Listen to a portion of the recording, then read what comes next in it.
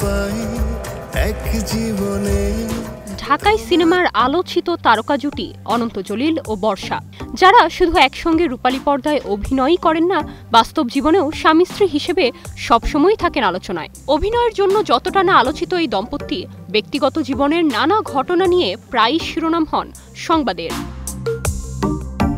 দুই সন্তান বড় হচ্ছে, তাই আর অভিনয় করতে চান না। কয়েক মাস আগে এমন ঘোষণা দেন বর্ষা।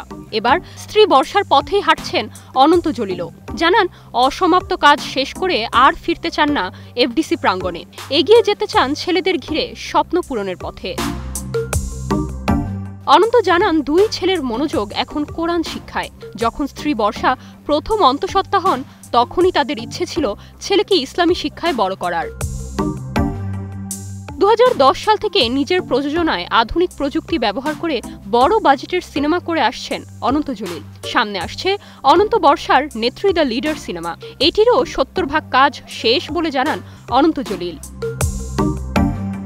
Nirjona Nusrat, star news.